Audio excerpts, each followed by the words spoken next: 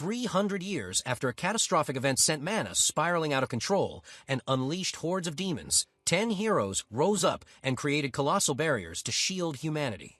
Thanks to these barriers, civilization survived and entered the Age of Awakening, an era defined by the emergence of the first 10 legendary classes, now the pillars of society. It is now the year 335, in the city of Fenguan, where the annual class awakening ceremony is about to begin. Our protagonist, a spiky-haired young man, arrives at the testing site and casually thanks a man named Uncle Jang for giving him a ride. He surveys the bustling venue, where jobs range from common to NTUR rarity, with the highest tier classes guaranteeing admission to the top academies. Countless young hopefuls kneel before statues of the legendary class bearers, praying for a blessing strong enough to awaken a powerful class. As an attendant urges the crowd to move along, our hero notices a girl praying intensely at one of the statues. He chuckles to himself, amused by how high she's aiming. A young man approaches and explains that rumors say a new legendary class is predicted to appear this year, hence everyone's overwhelming devotion. The protagonist smirks, realizing that with so many people desperate for power, his business is about to flourish. Suddenly, a brilliant flash lights up the sky, followed by an announcement declaring that the awakening test has officially begun. Inside the venue, results roll in rapidly. A boy named Guy receives an S-Class awakening with 55 mana points. The young man standing beside our protagonist is stunned by Guy's mana, wishing he had even a fraction of that energy.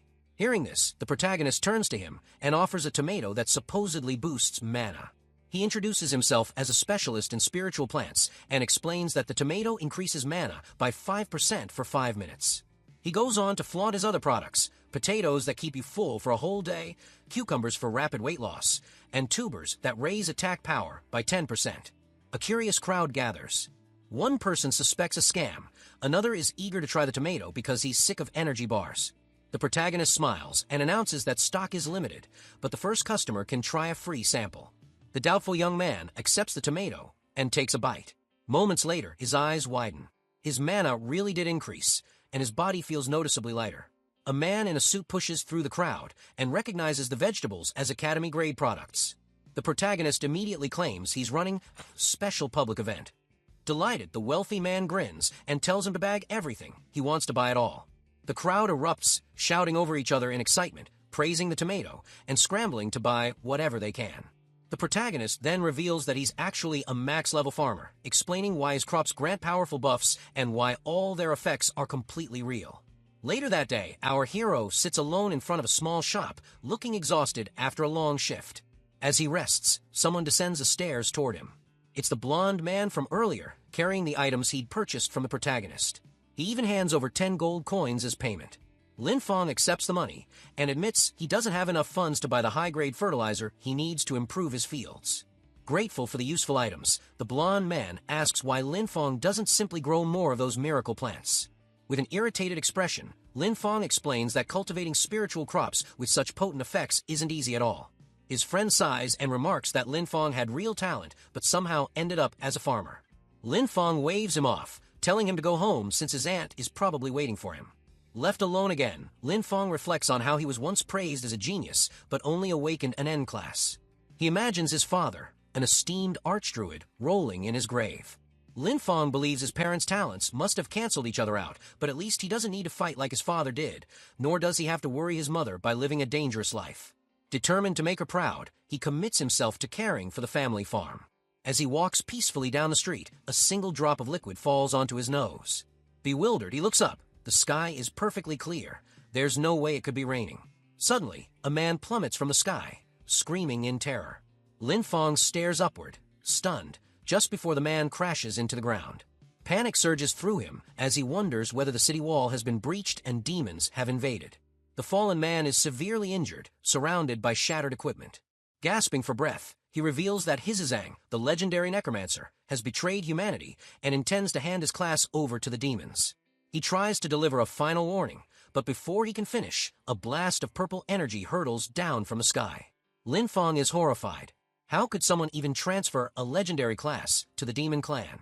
A moment later, the traitor emerges from a swirling portal and mocks the dying man, calling him a fool for not fleeing sooner. Hizizang explains that if he hadn't been injured, he would have escaped long ago, and that by giving his class to the demons, he'll gain an immortal body. Then the Necromancer's gaze lands on Lin Fong.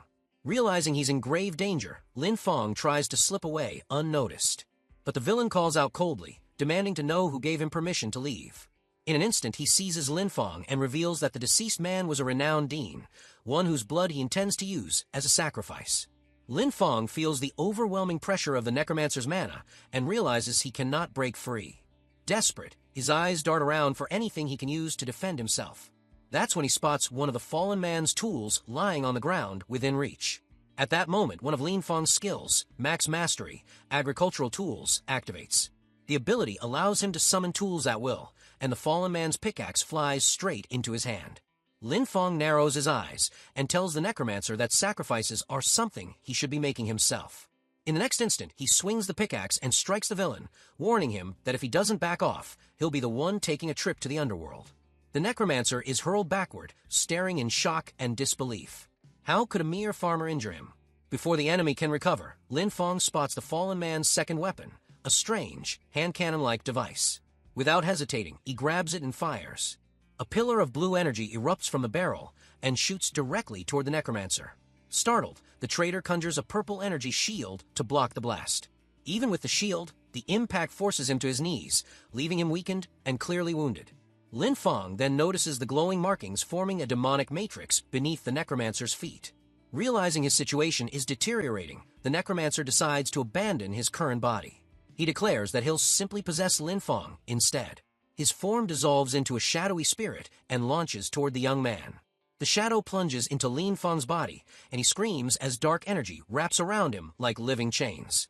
Yet even while being invaded, Lin Feng smirks, surprisingly confident. Inside him, the Necromancer mocks him, saying that for a low-class awakening, the boy's talent isn't bad. He should feel honored to become the vessel of a legendary Necromancer. But Lin Feng fires back that he's trained since childhood. If the Necromancer wants his body, he'll have to fight for it. He declares that even if he's considered a low rank, his strength is something the Necromancer could never dream of achieving. A moment later, Lin Feng collapses onto the ground, dark tendrils coiling around him. He mutters bitterly that luck really isn't on his side today. His trembling hand reaches toward a sharp piece of metal lying among the rubble. He grips it tightly. If that's how it is, he murmurs, then we're both going out with a bang. The Necromancer's spirit panics, demanding to know what the boy intends to do with that spear-like shard. Without a second of hesitation, Lin Feng drives the weapon into his own chest. He grits out that he'd rather die than surrender his body. In his final fleeting thoughts, he apologizes to his father, saying he isn't ready for another lecture in the afterlife. He collapses motionless, the improvised spear embedded in his chest and dark energy swirling violently around him. Then, all at once, a golden light bursts from his chest, radiating outward. Something extraordinary is awakening. Inside Lin Feng's body, the Necromancer's spirit recoils in terror. He wonders if the boy's mana is exploding. Chains of golden energy appear from nowhere and lash out at him. He screams that it's impossible. As the chains tighten around the Necromancer's spirit, they wrap him in a cocoon of golden energy, sealing him completely. A massive explosion follows, and the traitor's soul is utterly annihilated by the mysterious light. Suddenly, Lin Feng's eyes snap open. A system message appears, congratulating him on obtaining the Necromancer class. He stares at his reflection, stunned he's even alive after everything that happened. Then it hits him, he's still in control of his own body. The villain failed to possess him. Crouching down, he summons a flicker of purple energy in his hand, examining the new power coursing through him. A status screen materializes before him, revealing that his class has changed to Spiritual Farm Master, a unique, mutated evolution of his previous class. He studies the window, trying to process all the new information. His stats now read: Strength, 300. Constitution, 300. Agility, 100. Mana, 110. Spirit, 100. His level has been reset to 1, but all of his max-level farmer stats have been preserved. His mana also jumped thanks to the Necromancer's infused soul power, allowing him to surpass the limits of an ordinary farmer. He notices a brand new skill, Undead Summoning. With a bored expression, he wonders aloud whether he can summon the Necromancer himself. Green mana from his farmer class gathers in his left hand. In his right, purple Necromancer mana forms, swirling like mist. When he brings the two spheres together, he realizes the energies are merging. His class tree has split into two branches. Shocked, he finally understands. The man who attacked him truly was a legendary class. He glances at the traitor's corpse. For a moment, he wonders if the villain's power is still reacting, if perhaps the threat isn't fully over. A faint, instinctive dread hits him. If he doesn't master this hybrid power soon, his farmer class will collapse, and his mind could be devoured. Making a face, he complains about his class colors clashing, but his expression quickly shifts. He already has an idea. Standing up, he uses his new undead summoning skill for the first time. A purple magic circle appears beneath him, and the summoning energy surges toward the two bodies lying on the ground. Moments later, the spirits of both the Dean and the Necromancer rise as his undead servants. He checks their status and realizes they've retained their skills and can continue to level up. But he doesn't have time to celebrate. The authorities are on their way. No one would believe a farmer defeated two legendary figures, and if the truth got out, the consequences could be catastrophic. Smiling to himself, he decides he needs a safe place with good land and solid resources to test his abilities properly. A day later, back on his farm, Lin Fong senses that the Necromancer's influence on his class still hasn't completely faded. While he observes his fields, a television nearby shows a news anchor announcing the birthday of a well-known agronomy professor. Lin Fong glances back at his crops, now visibly altered and strangely transformed under the influence of his new power. The Necromancer's purple mana continues to mix with the green energy of Lin Fong's farming skills, causing his crops to undergo strange and unsettling mutations. Suddenly, one of the plants twists into a monstrous, tooth-filled creature and snaps up an unsuspecting bird flying overhead. Lin Fong freezes in horror. If anyone witnessed this, they'd think demons had infiltrated the city. Without wasting a second, he grabs a shovel and rips the mutated plant out of the soil, desperate to erase all evidence of it. The sight shocks him. His new mana was powerful enough to turn an ordinary crop into something so terrifying. Yet he realizes that if he can master this fusion of energies, he might finally create the unique plant strains his father always dreamed of but could never achieve. Just then, the TV blares breaking news. The Necromancer has rebelled and assassinated Dean Yu. A massive bounty has been issued. Lin Fong watches grimly. So everything really did happen, and now more than ever, he must hide his Necromancer powers. He decides he needs to name his undead servants to avoid raising suspicion. With a grin, he settles on calling them farmhands. After all, for a spiritual farm master, that sounds perfectly normal. Back on TV, another announcement airs. The Extraordinary Academy is expanding enrollment due to rising demon threats. Lin Fong's eyes light up. The academy is ideal, secure, fertile, and stocked with resources he needs to test his evolving abilities. Soon after, he arrives at the academy's registration plaza, prepared to begin his risky plan. At the registration desk, the instructor asks for his details. Lin Fong introduces himself. Lin Fong, 18 years old, level 1 spiritual farm master. Instructor Lee narrows his eyes, suspicious of a class he's never heard of. Assuming it's a low-tier support class, he orders Lin Fong to release his aura. Lin Fong obliges, summoning a bright green farmer aura in his palm. The moment Lee sees it, he bursts into laughter, dismissing it as nothing more than the useless aura of a farmer. He waves Lin Fong away and calls for the next applicant.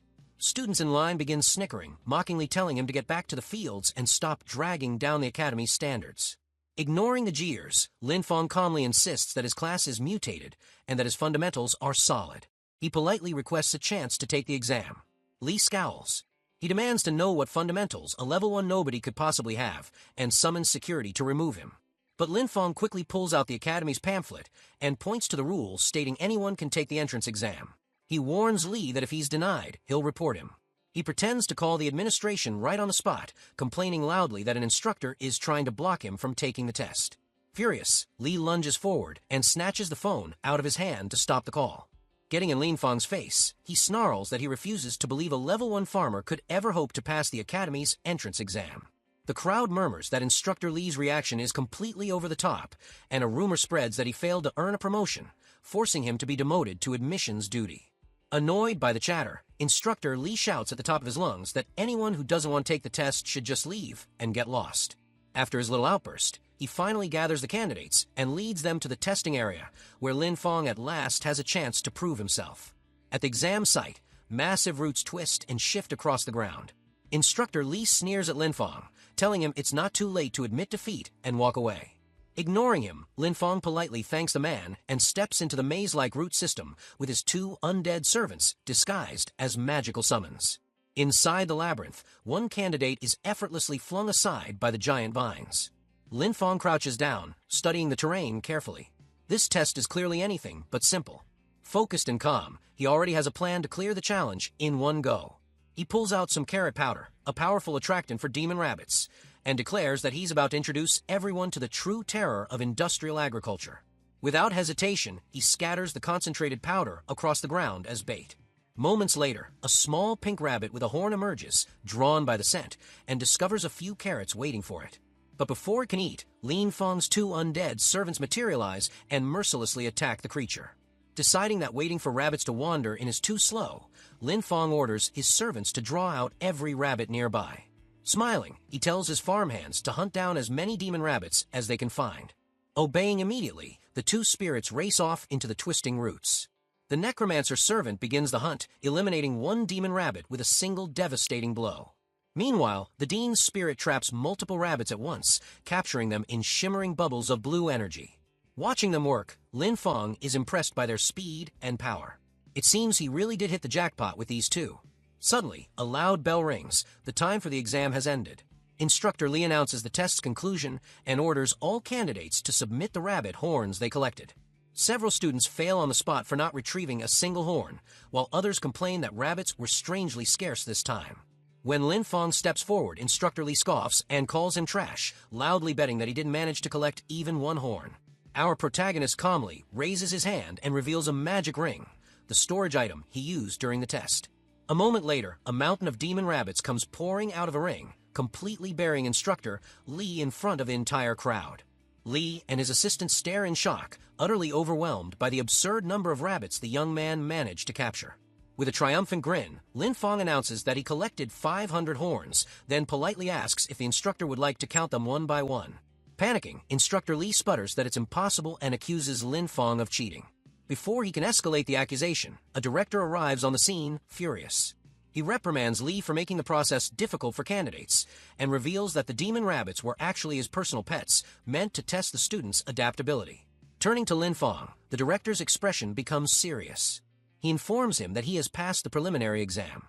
Lin Feng bows respectfully and thanks the director for his fair judgment. However, the director continues studying him with narrowed eyes. He remarks that for some reason, Lin Feng feels strangely familiar. Hearing this, Lin Feng tenses up, his eyes widening in concern. He quickly averts his gaze, wondering if the director has already figured out something he shouldn't know. The director stood before Lin Feng, questioning him about his connection to Professor Lyncher. The atmosphere grew tense as Lin Feng carefully assessed the director's intentions.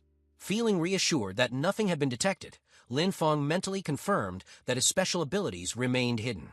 To deflect suspicion, he confidently claimed that Professor Lin, she was his father, and casually asked if the director knew him. Caught off guard, the director's demeanor softened.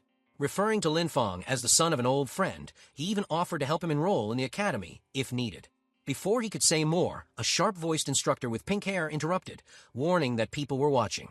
Embarrassed, the director laughed it off, calling his offer a casual remark, while several onlookers observed the exchange with interest. Before leaving, he addressed Lin Feng as his nephew and promised a personal tour of the academy once his enrollment was official.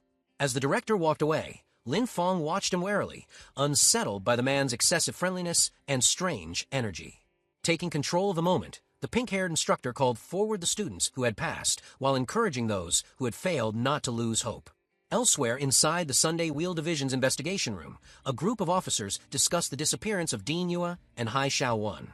One officer theorized that Dean Yue had likely discovered Ha's secret and was eliminated during the investigation. He further speculated that the real culprit was someone who had stolen Hai Xiao's inherited talent and manipulated events from the shadows. The investigator insisted that finding the inheritor of the Necromancer talent would be the key to solving the mystery. However, a colleague urged him to avoid making baseless assumptions, pointing out the lack of solid evidence. Frustrated, the investigator slammed his hands on the table, declaring that he would uncover the truth, even if no one believed him. Two Academy members questioned whether they should intervene in the investigator's increasingly erratic behavior, but hesitated, aware of his backing from the Duke's faction. Another officer brushed off the concern, arguing that the Academy should focus on genuine training, not political maneuvering through credentials. Meanwhile, the investigator received deadly orders. If Ha was found, he was to be killed immediately, along with anyone using Necromancer powers. In the retest mission hall, a glowing portal shimmered beside the stage. As students gathered, a wave of nervous anticipation filled the air. The instructor stepped forward and announced the next challenge, clearing a level 5 dungeon, the demonic beast lair, within 3 hours. A murmur of disbelief spread through the crowd. Most students were only at level 4 or 5, and the time constraint made the task seem nearly impossible. The instructor clarified the rules. Students were not required to face the dungeon alone. They could form teams of up to 5 members before registering. The room immediately erupted with activity as students scrambled to form teams. Students loudly called out for team members, seeking specific roles, from elemental mages to tanks and healers. Amid the commotion, Lin Feng quietly observed, reviewing data on his tablet. He kept a low profile, determined not to reveal his Necromancer class. A pink-haired girl approached him with confidence, introducing herself as a level 7 magic user and asking to form a team. Lin Feng recognized her strength, but remained cautious about exposing his hidden abilities. Concluding it was safer to work alone, he politely declined, stating his preference to go solo despite the risks. She accepted his decision with grace and wished him luck. Their brief exchange ended respectfully. With quiet determination, Lin Feng walked away, resolved to complete the mission alone and protect his secret. At the mission desk, he requested to take on the challenge. Though the instructor expressed concern, Lin Feng reaffirmed his decision to face the dungeon solo. As he prepared to enter, the instructor warned him about the reward, Black Bear's Gall, a powerful relic intended for solo completion. While it offered a significant boost for lower-level players, it came with immense risk. Lin Feng accepted the warning with a calm smile, took the entry token, and nodded politely in reassurance. The scene shifted to the massive entrance of the demonic beast lair. A glowing portal pulsed ominously, flanked by armored personnel standing on high alert. As Lin Feng approached, an official stopped him, asking about his team. No one had expected a solo participant. Lin Feng confirmed he was alone, drawing surprised glances from a nearby staff.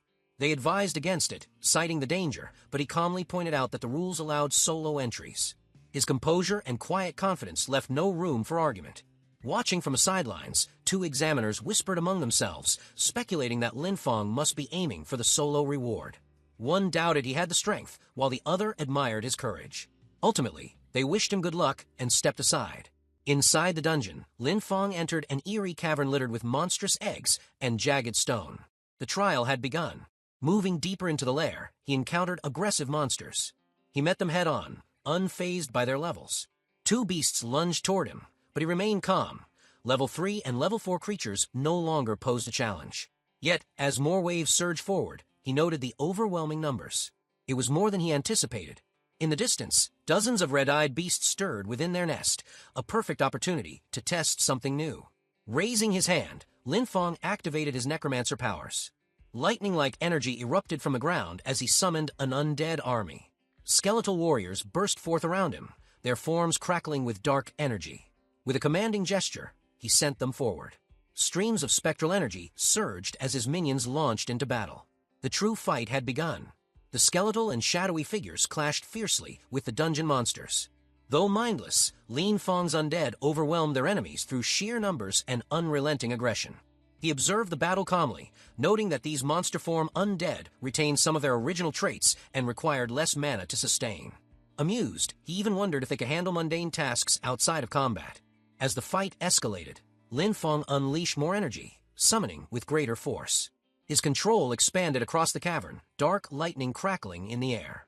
A powerful figure surged forward, an advanced undead warrior cleaving through enemies with ruthless precision. Unlike the basic minions, this high-level skeleton exhibited intelligence, discipline, and refined combat abilities. Leading the front lines, the warrior launched a devastating assault, annihilating waves of beast eggs and hatchlings with rapid, calculated strikes. The very ground trembled beneath the onslaught. Lin Feng analyzed the undead's performance with keen interest. Human form undead were not only stronger, but retained tactical instincts from their past lives. They adapted mid-battle and required minimal direction. A grin spread across Lin Feng's face. He imagined assigning them tasks like weeding or fertilizing his fields when not engaged in battle. Suddenly, a surge of light engulfed him. A system message appeared. Level up, level 7 achieved. His efficiency had far exceeded expectations. Surrounded by his summoned army, Lin Feng took quiet satisfaction in his rapid progress. He had already reached the final chamber. Standing before the looming gate, he stepped into the boss room with unwavering focus and strategic clarity. Chains snapped. A massive beast roared as it broke free. The final challenge had awakened. Lin Feng didn't flinch. It was time to test his full combat strength.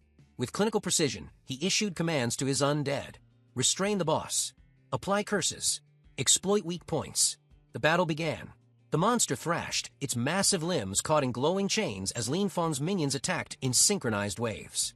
From a safe distance outside the blast zone, he remained seated and composed, monitoring the battle as floating mana values pulsed around him. His undead units displayed remarkable coordination. The skeletal warrior exploited every opening with clean, efficient strikes. One undead caster unleashed a powerful spell. Searing purple energy pierced the boss's core. A massive explosion followed. Blinding light filled the cavern. The confrontation was over. As the light faded, a message appeared. Lin Feng had reached level 8. Loot lay scattered, a sign of a complete dungeon clear. Inspecting the reward, Lin Feng held up a potion. However, its effect, a small stat boost, left him unimpressed compared to his farm-grown buffs. Suddenly, the dungeon system processed his dual occupation, farmer and necromancer. 2 separate reward boxes materialized. He realized dual classes granted dual rewards. This opened new possibilities for combining dungeon mechanics with farming techniques. Excited by the idea, Lin Feng considered manipulating rewards using crops in the future. His farmer's mindset kicked in immediately as he exited the dungeon. Others were stunned. They couldn't believe he had completed the challenge alone. Accusations and disbelief filled the air. To the crowd, he looked far too clean to have survived such a brutal battle. Back at the mission desk, Lin Feng submitted his clear report to the instructor, who verified it without delay. The system confirmed a successful clear. A green check marked his record. The instructor, wide-eyed, acknowledged his success. The instructor suddenly shouted in shock, declaring that she would submit the mission scroll immediately as she questioned what Lin Feng had handed to her. When she raised her head and looked at him, she remarked that acting alone was still far too adventurous. Lin Feng let out a quiet chuckle, replying that he understood and thanking the instructor for her guidance. Her expression gradually softened with a touch of grace as she informed him that the final instructor interview would begin soon at the academy and told him to rest first. After giving him all the necessary commands and details, she dismissed him. After some time, Lin Feng walked toward the designated area, completely absorbed in his thoughts. Behind him, a small group of bullies watched him with visible interest. On the other side, the pink-haired instructor adjusted his glasses and silently hoped that the situation would teach Lin Feng a lesson. In his view, surviving in the academy was difficult for anyone who acted out of hatred. Lin Feng continued along the forest path, his mind still turning over everything that had happened. As he moved deeper into the area, his gaze suddenly sharpened. He sensed movement behind him and quickly realized that a few brats were secretly following him. He stopped and raised his hand slightly, noting to himself that someone clearly intended to trail him. He wondered whether they truly meant to cause trouble or were simply foolish enough to try. Behind him, the 3 men whispered among themselves. The scar-faced one admitted that Lin Feng managing to clear his dungeon alone meant he was far from simple, and he wondered if they were making a mistake. The rat-faced one dismissed his concern, mocking him for being afraid, and saying that Lin Feng was still under level 10, with limited strength. He insisted that they only needed to wait for the right moment. The large man added that Lin Feng had just come out of their dungeon, so his energy consumption must be high, and none of them had seen him recover. The scar-faced man nodded as he looked at Lin Feng again, agreeing that relying on numbers was the best way to overwhelm him. When they noticed Lin Feng moving farther away, the 3rd man urged the others to act quickly. The 3 of them, driven by greed, decided to ambush and rob him. One of them shouted loudly, demanding that Lin Feng stop and calling him a farmer, accusing him of daring to enter the place without their permission. Lin Feng halted and stared at the 3 men, his expression twitching in disbelief. He pointed at them, wondering if they were truly shouting at him. The 3 men then attempted to show off their strength.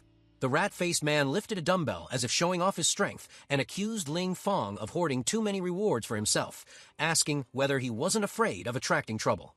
Another man chimed in, insisting that Lin Feng must have relied purely on luck to clear the dungeon, and demanded that he hand over both the demon bear gel and the skill scroll.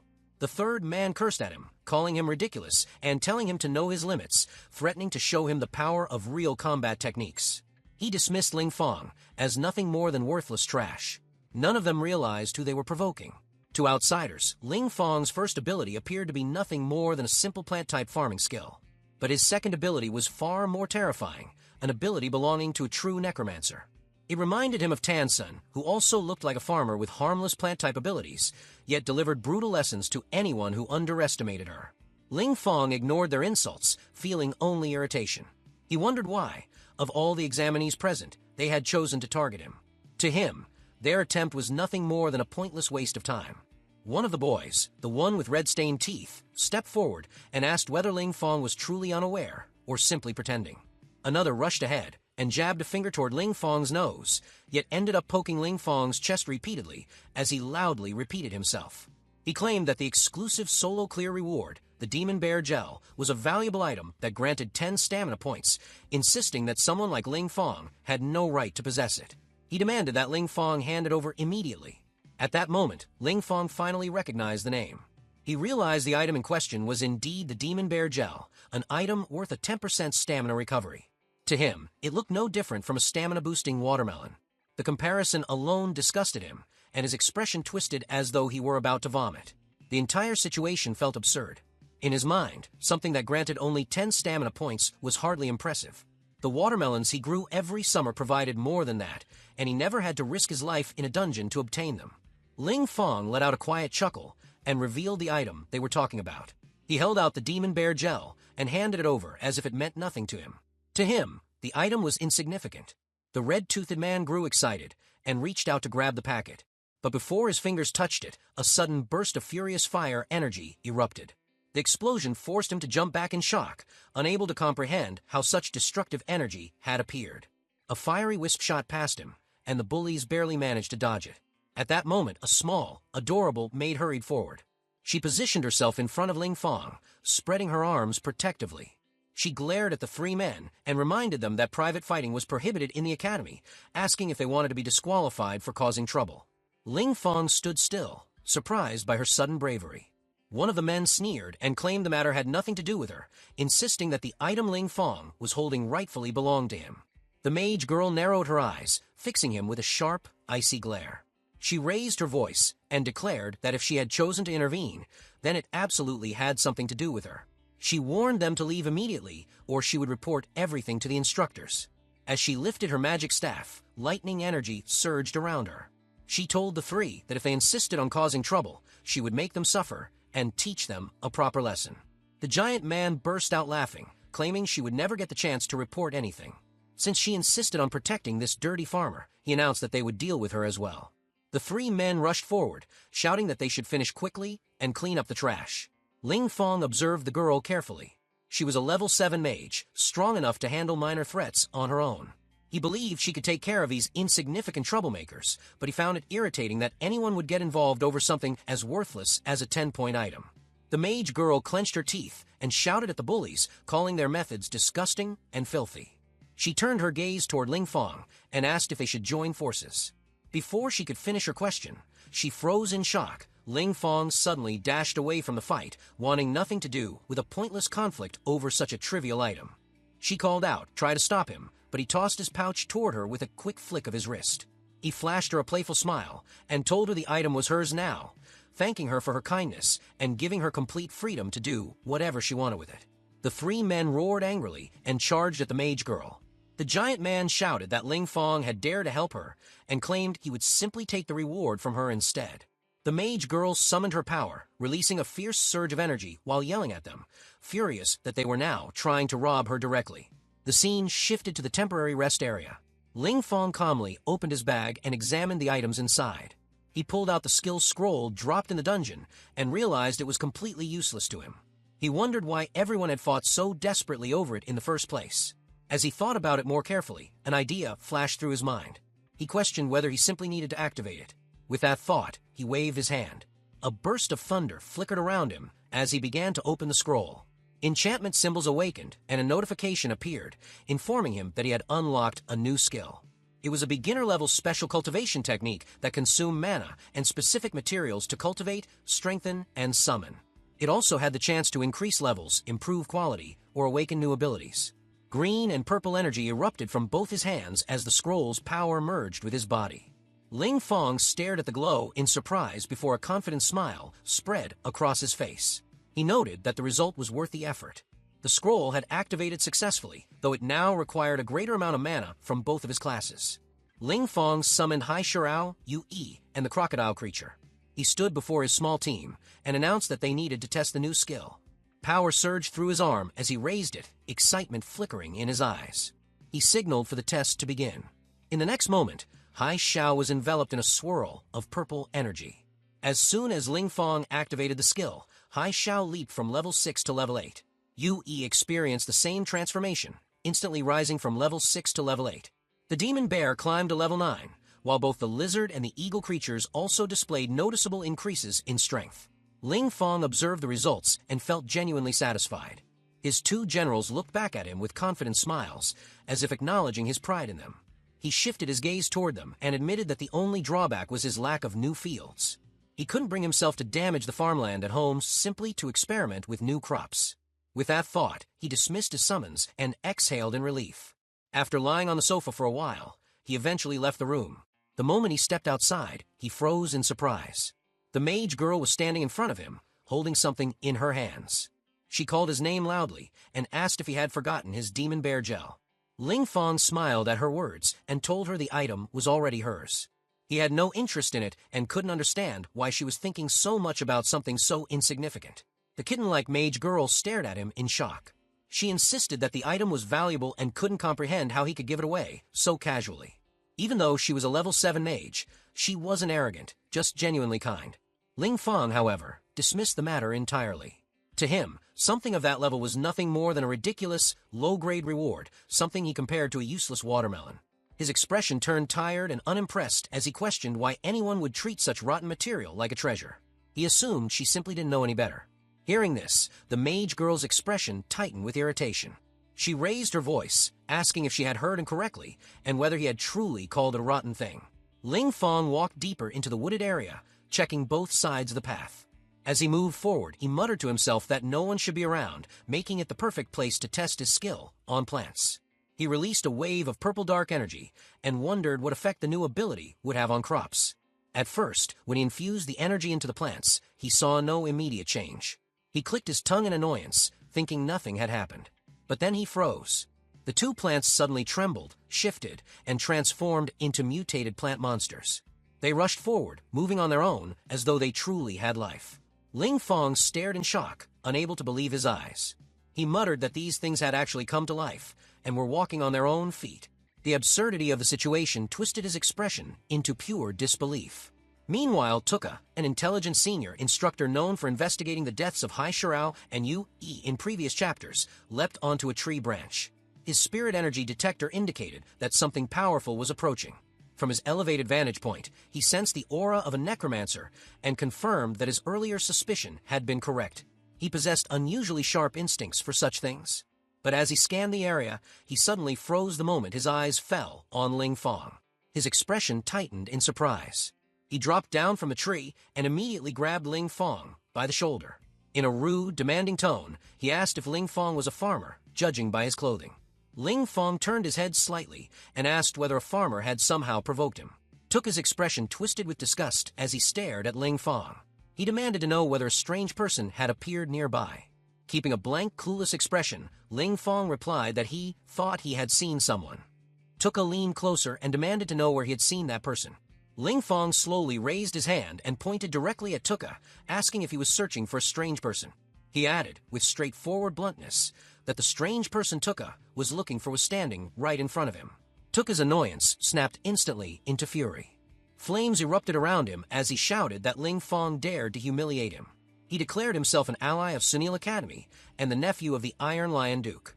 Enraged that a lowly farmer would speak to him so insolently, he threatened to kill Ling Fong and lifted his arm, fiery energy gathering for an attack. Tuka clearly intended to teach Ling Fong a harsh lesson. He had no idea that Ling Fong was the very necromancer he was searching for, nor that Ling Fong already possessed knowledge of multiple necromancy secrets hidden even from the academy. Ling Fong stared into the thick stretch of woods ahead just as Tuka let out a furious roar and activated his ability. The man's shout thundered between the trees, spitting insults about him being a worthless farmer and promising to make him regret everything. Ling Fong didn't even twitch. He simply lifted his arm to block the flood of energy rushing at him, his expression cold and unchanged. "The farmer you look down on can beat you with one hand," he replied evenly. Tuka answered with pure rage, lunging forward while unleashing another wave of power. Ling Fong murmured, "Try this," remembering the effect he had discovered earlier. The monk shroom growing on his field had soaked up undead mana, and its powder caused intense paralysis. The first time he tested it, he collapsed for an entire day, unable to move. Ground into fine dust, it worked like a powerful stun blast. He crushed the dried mushroom into powder and flung it directly into Tuka's face. Tuka inhaled the particles immediately. Violent coughing racked his body as dizziness overtook him, his limbs losing strength as though an entire mountain had fallen onto his shoulders. His voice grew sluggish and uneven. What did you do to me, you damn farmer? Why can't I move? Where did my strength go? Ling Fong covered his nose to avoid the powder's scent and stepped in. You're just unfortunate, he said. It's monk shrum powder. It grows in the fields. And this, he flashed a ridiculing grin, is the skill of a farmer. A surge of green plant energy gathered in his palm before he struck Tuka squarely in the neck. When the forest finally quieted, Tuka was already subdued, left dangling against a tree, stripped and trembling, looking more like a disgraced clown than an elite cadet. Shame and panic shook him pathetically. Ling Fong shot him a frosty, mocking stare. You can't even beat a farmer, yet you dare call yourself an allied? How foolish can you be? Stay here and cool off. When someone finds you, treat it as your first real lesson. With that, Ling Fong turned to leave until an announcement echoed through the forest. All cadets, gather in the auditorium for the instructor interview. He stopped, nodded to himself, and muttered, the interview's starting. I need to head over. He walked toward the Extraordinary Academy's main auditorium, where chaos was already underway. Cadets filled every corner, shoving and pushing to reach the interview area. Ling Fong moved through the clamor with calm confidence, as if the noise around him were made of thin, fragile paper. This should be the right place, he said while scanning the area. Behind him, whispers flared like sparks catching fire. Is that him?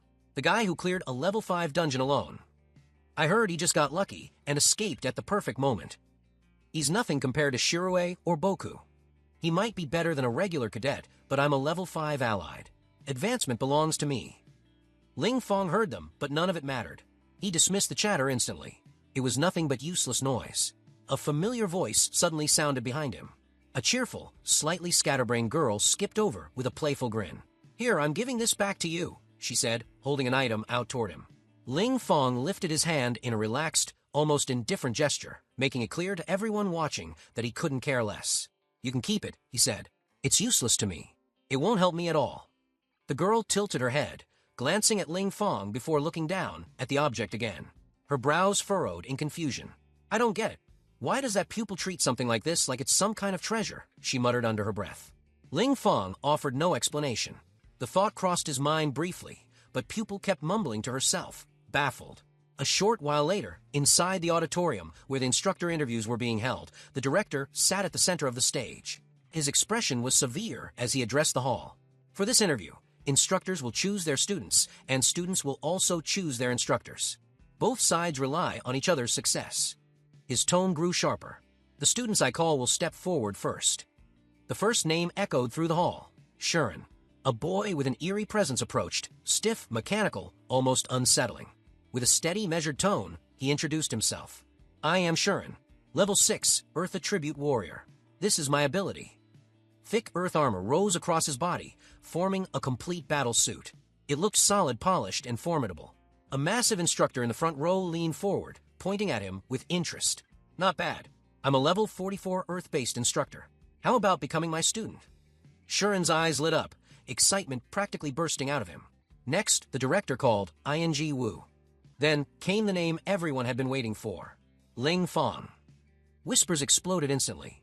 Ling Fong stepped forward with calm confidence and revealed his occupation. Level 8, Farmer, Plant Spirit Farming Lord. A pink-haired instructor blinked in surprise. Level 8 at his age, his potential is remarkable. But the instructor behind her let out a quiet scoff. Look again. He's just a farmer. More murmurs followed, mocking, dismissive. Our academy trains frontline fighters, one instructor muttered. Not ordinary cadets destined to be cannon fodder. They barely acknowledged Ling Fong, treating him like he didn't deserve to stand among them. A giant instructor in the back raised a counterpoint. But both his preliminary exam and retest scores were exceptional. The director's expression shifted, turning cold and unreadable. Everyone has different occupations. Let's perform a combat ability assessment for this child. Several instructors voiced their agreement immediately. The director then leaned in and asked, Ling Fong, are you certain you wish to proceed? Your ultimate goal is to face demons on the front lines. If you lack combat potential, stepping onto the battlefield would be nothing but a pointless sacrifice. Ling Fong paused for a moment. a combat assessment. With my current strength, I can't pass unless I reveal my Necromancer ability. After a brief hesitation, he agreed. A temporary arena was cleared within the auditorium. Students gathered around as Ling Fong stepped into the center. A boy approached with a faint, amused laugh. "The test is simple," he said. "Last 5 minutes against me. Show us you have real combat ability." The massive instructor released a surge of golden aura that flooded the space. Several cadets in the back dropped to their knees under the pressure. "So this is the aura of a level 44 warrior," one cadet gasped. "I can't even move." His gaze flicked toward Ling Fong. "But that guy, he's not even reacting. How's he standing so calmly?" The instructor's grin widened with excitement. "Good. If you can stand under this pressure, I'll take you seriously. Use everything you have. Attack me at full strength." Ling Fong steadied his breathing. Level 44 pressure. Strong but manageable. He gathered energy in his palm and whispered, "Come out, my servant." A strange ripple surrounded him, and a creature materialized, its body wrapped in dense nature mana. Its true aura was completely concealed. Perfect, Ling Fong thought. Covering an undead with nature mana hides its identity. No one will suspect a cabbage-shaped bear is an undead summon. The instructor studied the creature, unable to read its nature. "Oh, a rare variant type," he muttered. "Such concentrated nature mana. Interesting." He tightened his grip on his dagger. "Come, then." Ling Fong's summon lunged, and the instructor reacted instantly, carving multiple rapid cuts across its body. On the platform, the director rose slightly, stunned. "What remarkable loyalty," he murmured. "Any normal summon would vanish after taking that much damage. Yet this one persists." The clash continued, steel and claws, aura and mana colliding. The director glanced sideways and muttered under his breath, "Old fool, you're getting soft." Ling Fong narrowed his eyes. "They're undead. They don't feel fear or pain. As long as I supply mana, they'll keep going." Across from him, the instructor clenched his jaw in irritation. "I wanted to show off in front of the students, but this boy's stronger than I expected. Looks like I need to stop holding back." He gave Ling Fong a warning. "Kid, if I destroy your summon, I'll compensate you later. Watch closely." He activated his trusted Bhaskar skill and charged with full power. One decisive strike shattered Ling Fong's summon, dispersing it instantly. Straightening his posture, golden light flickering around him, the instructor let out a proud laugh. "Ling Fong, it's over. I crushed your summon." Ling Fong said nothing. Misreading his silence, the giant instructor softened and smiled broadly. "You must feel awful losing a summon. It's all right, let it out. I like geniuses who show emotion." But Ling Fong's face remained completely blank. The instructor blinked, stunned. "Hey, you idiot, why aren't you upset? Did the grief hit so hard you can't even feel it anymore?" Before he could continue, several vine-like tendrils burst out from Ling Fong's sleeve, whipping forward and wrapping around the instructor instantly. In seconds, he was bound from head to toe, like a trapped animal. The instructor roared, thrashing wildly. "Damn it, brat! What kind of dirty tricks are you pulling? How many summons do you have?" The director's eyes gleamed. Activating his detection skill, he leaned forward and breathed out in excitement. "That's a genuine bailing, remarkable." The instructor disappeared beneath the tightening vines, shouting in panic until... Enough! The director stepped forward sharply, stopping the struggle. The instructor exhaled heavily and shot Ling Fong an icy glare. "You've proven yourself.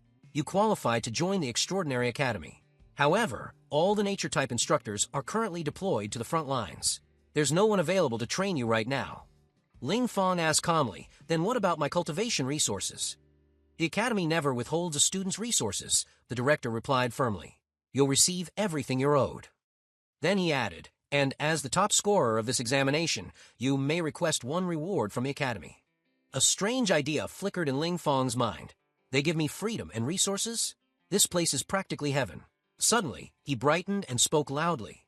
"Then I want a piece of land." The room fell dead silent. The director stared at him, frozen as though splashed with cold water. "You're refusing precious resources? High-grade equipment? Top-tier artifacts? You want land?" Ling Fong grinned and answered without hesitation. "No, director. That's exactly what I want. My class is Spirit Farm Lord. How could a farmer have no land? Without it, I can't use my ability properly. A plot of land is far more valuable to me than any equipment. So why wouldn't you approve it?" The director exhaled slowly, then smiled. "Very well. There's a training wasteland on the west side of the city. It's been abandoned for years. Do whatever you wish with it. And if you need anything else in the future, come see me." Ling Fong bowed politely. Thank you, Director. The director nodded. Good. Go rest in the back for now. Scene shift, Academy Board Hall. Tension filled the board hall as investigators pored over Ling Fong's records. One man muttered while reading his file. Spirit Farm Lord, an unusual class. The pink-haired instructor rushed inside. Principal, I have an urgent report. The principal looked up, confused. What happened? She handed him a sealed scroll. One of our investigators reviewed the death of Hai Shao. It has been confirmed he was brutally killed by a necromancer. His body was found near the auditorium. The principal's expression darkened instantly. You mean a necromancer has infiltrated the academy? She nodded grimly. Yes, and we strongly believe the killer is still somewhere nearby. A suffocating silence settled over the hall. Ling Fong stood at the edge of the training grounds known as the Westerland, checking his map one final time. According to it, the area was situated on the western outskirts of Funwan City. He tapped the marked spot and muttered, "Training Westerland. This should be it." Suddenly, a system notification flashed before his eyes. 100 mu of training land located west of Fongwan City. Ownership: Extraordinary Academy. Temporary rental in effect. Duration: 1 year. Ling Fong scoffed. Just 1 year? Typical of this academy to be stingy. Still, he reasoned most people head to the battlefield after a year anyway. It made sense. A grin spread across his face as he released a wave of energy. A full 100 mu of land mine. For at least a year, his grin twisted into something more wicked. This is the pace of a true farming master. With a quick gesture, he summoned his undead. Hei Sha and Yui appeared instantly, their presence cold and silently attentive. Ling Fong raised his voice, charged with excitement. "You too. Let's get to work." His generals got moving immediately, tilling the land, reclaiming soil, and initiating the first steps of cultivation. Meanwhile, Ling Fong leaned back and bit into a slice of watermelon, completely at ease. What a deal, that ancient ruler didn't lie. They work, I relax. But before he could take another bite, Hai Sha tapped him on the shoulder with a skeletal finger. Ling Fong turned. Hai Sha spoke plainly. "Reclaiming is done." Both undead stood motionless. Ling Fong blinked in disbelief. Their initiative is really that high? Yui let out a faint buzz, gesturing something incomprehensible. Ling Fong sighed, his expression tightening. Expecting undead to develop full self-awareness is still too much? Or is it? He glared at them, caught between admiration and irritation. After finishing his inspection, Ling Fong left the fenced-off plot. As he walked away, Yui looked up at her master and gave a subtle, grim smile. Small as it was, the expression was unmistakable. Hei Sha and Yui truly had developed some awareness of their own. Now standing outside the field, Ling Fong surveyed the farm where young seedlings had already started sprouting. He checked their stats. Stamina, growth rate, vitality, everything aligned with his expectations. A satisfied smile crossed his face. While other students advanced through relentless trials and exhausting cultivation, Ling Fong improved himself by growing crops that balanced nutrition, soil quality, and a solid foundational structure. He shook his head slightly. It's a pity only my crops can produce this effect.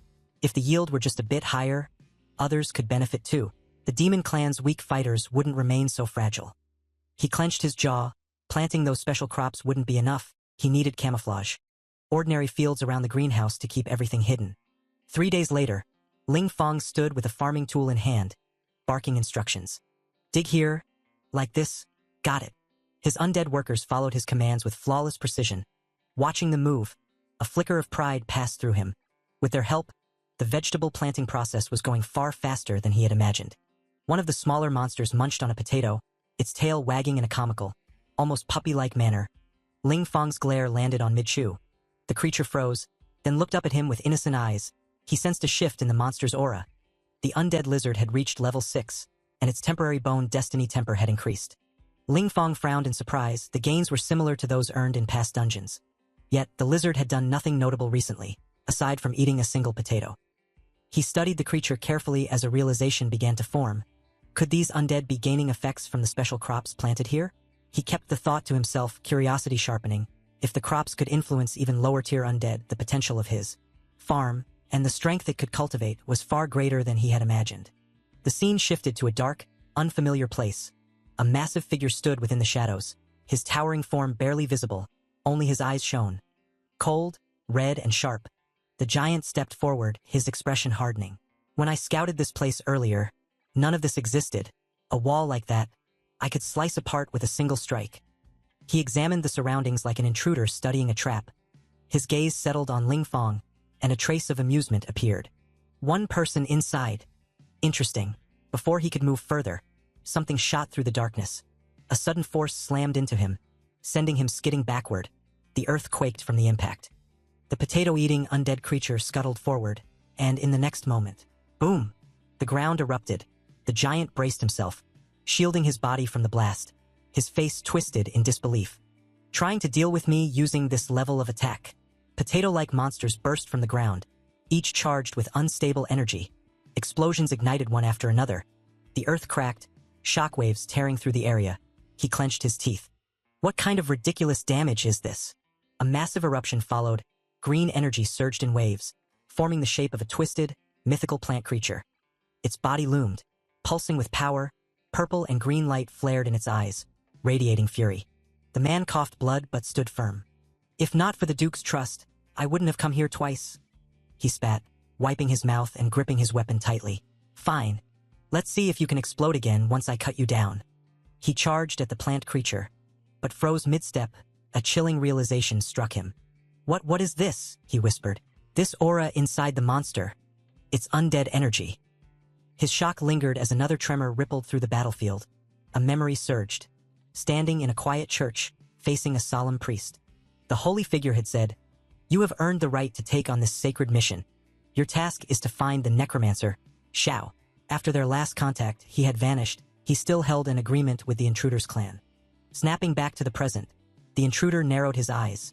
So this is Hai Zhao's hiding place. Ling Fong's two generals were Hai Shao and Yui, undead under his command. That alone made everything far more suspicious. What kind of church has ties to Hai Shao? Another thought crept in. Why would he hide here? Has he already betrayed our clan? He clicked his tongue in disgust. That Hai Shao, for the secret technique of immortality. He truly has no shame.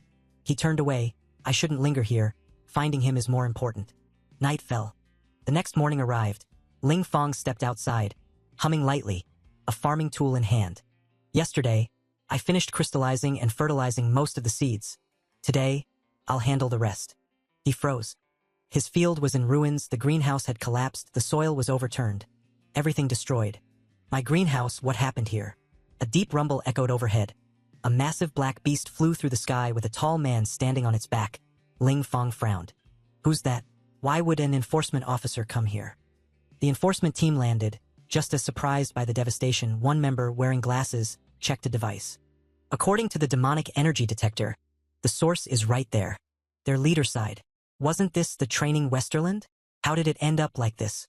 Could demonic sect members be hiding nearby? The detector flickered again. Another assistant reviewed the data. Sir, this land has already been leased. The leader examined the documents. Even so, we can't rule out demonic involvement. Stay alert. A shimmering protective barrier formed in front of Ling Fong. The leading officer raised a hand. Fellow villager, we're from the enforcement team. Ling Fong eyed them cautiously. Why is the enforcement team here? The officer lifted his scanning device. Our instruments detected demonic energy. Please open the barrier so we can investigate.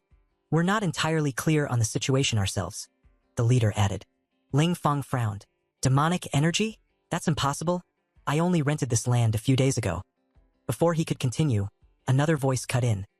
An enraged enforcer stepped forward, fists clenched and aura flaring. It takes this long just to ask a farmer to open a barrier? Tuka was just killed by the demon clan, and now demonic energy shows up here. Suspicious, don't you think? Tuka, the same student who had once bullied the academy's prodigy, he hadn't been killed by the prodigy, but now he was dead. His last investigation had involved Hai Shao and Yui, both necromancers slain by the demon clan long ago. The furious enforcer pointed directly at Ling Fong. If you ask me, this guy's a demon clan spy. Tuka's death is on him. Suspicion crashed over Ling Fong like a wave. The intruder, the demonic aura, Tuka's sudden and mysterious death. Everything twisted together into a gathering storm. Unknowingly, Ling Fong had stepped into something far more dangerous than he had imagined. The man who had been staring at Ling Fong suddenly spoke, his voice sharp and cold. Spy! Surrender immediately! His gaze was hostile. In his eyes, Ling Fong looked like nothing more than an impulsive troublemaker. The man beside him frowned slightly, recalling the scene before them. After all, Duca had just died, and demonic energy had appeared here once again. He's very suspicious, he said quietly. Both men silently weighed the situation. Then the second man spoke again, his tone more restrained. "Student Ling Fong, please cooperate with the investigation and open the barrier." Ling Fong slowly drew in a breath. "Looks like I'll have to find a way to drive them away," he thought. He quickly put on an innocent expression and spoke softly. "My cultivation is low, and I've always been looked down upon. I only wanted to hide in a quiet place and cultivate in peace. But now, as members of the enforcement team, you still want to pin such suspicion on me." For a moment, the atmosphere wavered. One of the men hesitated. "Captain." "He already looks pretty pitiful." Before he could finish, the commander shouted angrily, contempt dripping from his voice. "Who doesn't know how to pretend to be pitiful? You idiot!" Fury flashed across his face.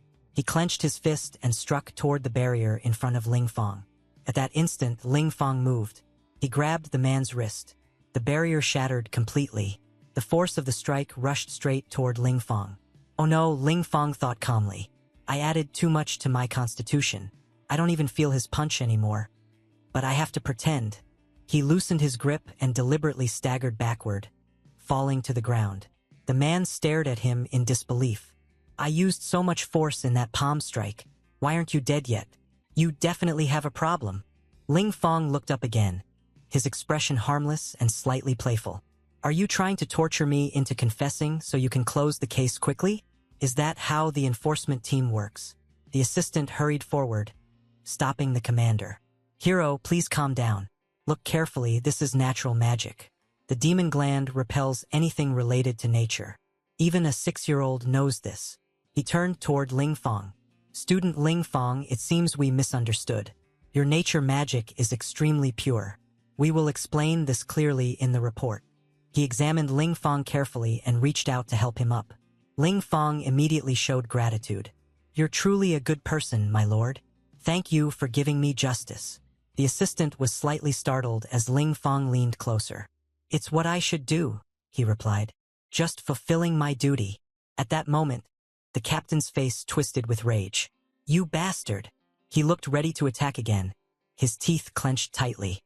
In the end, however, the 3 members of the investigation team turned around and left Ling Fong's residence, the tension finally dispersing. Ling Fong let out a quiet breath. Troublesome, he thought. It seems farming alone isn't enough anymore. I also need strength to protect myself. At that moment, a paper plane suddenly appeared in the air. Ling Fong raised his eyes as it hovered before him. A clear voice rang out from it. "Freshman Ling Fong, please gather at the Academy drilling ground tomorrow morning to participate in the new student capacity assessment and grinding battle. Absence is not permitted. Extraordinary Academy Affairs Office." After delivering the message, the paper plane burned into ashes and vanished. Ling Fong sighed once more. Why is it so hard to live a peaceful life? Not far away, 2 figures stood quietly, watching the farmland. A man and a woman, both exuding an extraordinary aura. The woman spoke first, her gaze fixed on the land. "Such pure and powerful nature magic. Principal, is this child really just a farmer?" The man beside her, the Academy's principal, narrowed his eyes slightly. "I'm not sure. His system records his profession as Spirit Farmer Master. What puzzles me is why a level 50 nature-type archmage like you, Vera, would take an interest in him." Vera smiled faintly. "He feels like a mature class, and he's clearly hiding secrets. Still, this nature magic alone is enough to clear him of any suspicion of colluding with the demon clan. They cannot imitate life-aligned magic, nor can they endure it." The principal looked at the lingering green energy in the air and nodded. "Yes, some people should calm down now. Let's go. The real show is yet to come." As his words fell, both figures disappeared without a trace. The scene shifted to the Extraordinary Academy's freshman drilling ground. New cadets gathered together, whispers spreading through the crowd. "What's going on?" one student muttered. "Didn't we already finish the interviews and choose instructors? Why is there another test?" "Yeah," another replied. "I thought classes would start right away." Before the murmurs could grow louder, an instructor stepped forward. Her pink hair fluttered slightly as she spoke sharply. "Silence." She swept her gaze across the students. "I know you have many questions. You're wondering why a full student assessment is being conducted after the instructor interviews." Her expression turned solemn. Urgent military intelligence arrived from the front line yesterday. The Demon Clan's offensive has intensified, and the fourth test zone outside the third barrier is in imminent danger. Gasps spread among the students. The Academy has received orders to immediately dispatch vital forces to support the front line. The front line? A student exclaimed. We just enrolled. Weren't we supposed to study and cultivate first? The instructor let out a slow sigh. If the nest is overturned, how can the eggs remain intact? If the fourth test zone collapses, the Demon Clan spearhead will point directly at Funwan City. Her voice hardened. At that point, do you think you'll still be able to cultivate peacefully inside the academy? She paused, then spoke firmly. This is not a request. It is a conscription. In humanity's time of peril, no one can stay out of it. At that moment, the students fell completely silent. Nearby, a magic girl stood stiffly, her expression visibly tense. Her brother glanced at her and spoke in a low voice. It seems we really have to go. She forced a smile. It's fine. Don't worry. Her gaze shifted toward Ling Fong. He's too outstanding, she thought. I wonder if he'll be selected for conscription. But what about me? The pink-haired instructor spoke again, her tone firm. All freshmen, follow instructions and enter the drilling ground. Prepare for the practical combat assessment. As Ling Fong walked forward with the group, his expression remained calm. As a farmer-type class, I shouldn't be chosen for the front line, he thought. Otherwise, my farming plans will be completely ruined. Sometime later, inside the drilling ground, a girl stood before Ling Fong, flames faintly flickering around her. You're that spirit farmer, right? She said confidently. I heard you're good at hiding. She flexed her arm and sneered. You'll be reduced to ashes under my flames. Fire surged toward Ling Fong. He stepped aside effortlessly, dodging the attack. Too slow, Ling Fong said calmly. Your magic control is insufficient. That fire couldn't even roast the sweet potatoes in my field. His tone was light but mocking. The girl's face flushed with anger. She clenched her teeth. Oh, great spirit of fire! Sleeping at the edge of the world. Flames danced wildly as she raised her hands. Now I command you. Before the spell could fully form, Ling Fong moved. He stepped in and struck forward with a clean punch. The wind-up is too long, he said plainly. The blow landed squarely in her abdomen. The girl collapsed to the ground. The air knocked from her lungs. A moment later, an announcement echoed through the drilling ground. Winner, Ling Fong. Ling Fong stood steadily, his breathing slightly heavy. Defeating this many opponents should be enough, he thought. I can afford to lose the next match. Just then, a beautiful woman approached and handed him a bottle of water. Thank you, Ling Fong said as he accepted it. She smiled faintly. With your talent and potential, you're fully qualified to aim for a higher platform, Ling Fong. He looked at her in surprise. A higher platform? She nodded. Accumulate enough credits and pass the assessment. You can advance to Suinha Academy. There are better cultivation methods, stronger instructors. You might even obtain a legendary weapon or a powerful demonic beast mount. Ling Fong paused briefly. Thank you for your kindness, he replied honestly. But I don't really need those things. Inside, his thoughts were clear. Too much attention will only attract investigators. The woman was clearly surprised. You don't need any of that? Then what do you want? Ling Fong raised a finger and answered without hesitation. I just want a larger and better piece of land so I can farm in peace. She froze, shock flashing across her face. You misunderstand me, she said after a moment. I mean, what do you want to do after you finish farming this land? Ling Fong remained calm, his answer unchanged. I plan to farm more land. I want more people to have land to cultivate. Anyone who wants to farm should be able to do so. The woman stared at him, completely stunned. More land? Does he intend to reclaim all of it? What an ambitious child. Just then, the principal walked over. If I remember correctly, he said calmly, you're already developing the western land outside the city. Is that still not enough for you to farm? Ling Fong laughed lightly, his eyes bright. When it comes to farming, the more land, the better. Before the conversation could continue, a voice echoed across the drilling ground. Next match, Ling Fong versus Aline. Ling Fong's expression sharpened. I'm coming, he said, stepping forward eagerly. The principal watched him and remarked, "That child is quite straightforward." The woman nodded faintly. "Since he wants it, let him have it." The principal glanced at her. "Are you thinking of taking him in?" "He's an interesting child," she replied.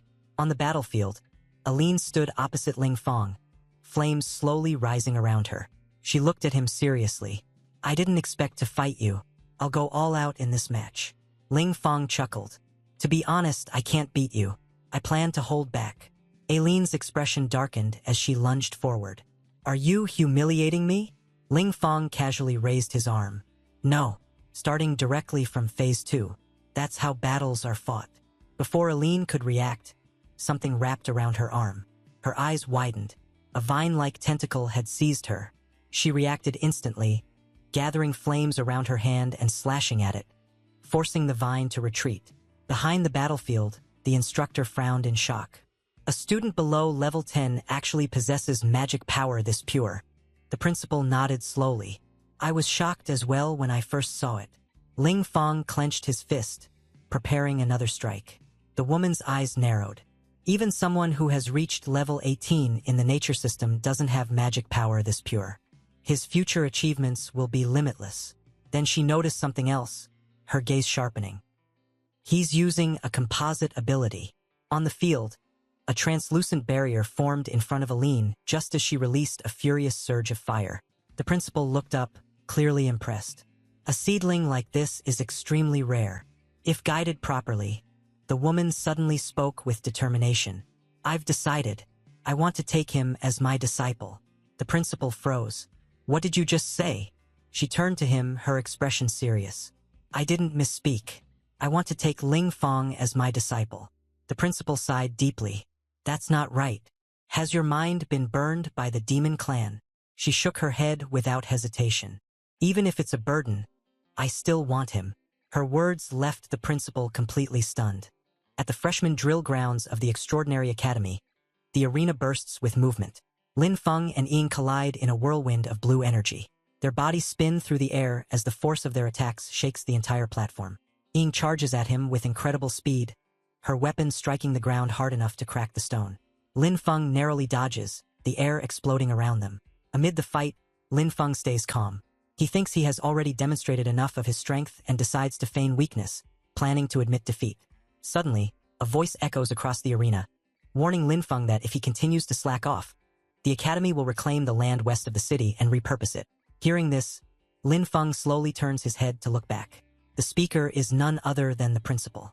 Lin Feng's expression shifts as a spark of blue light flashes in his eye. He immediately refuses.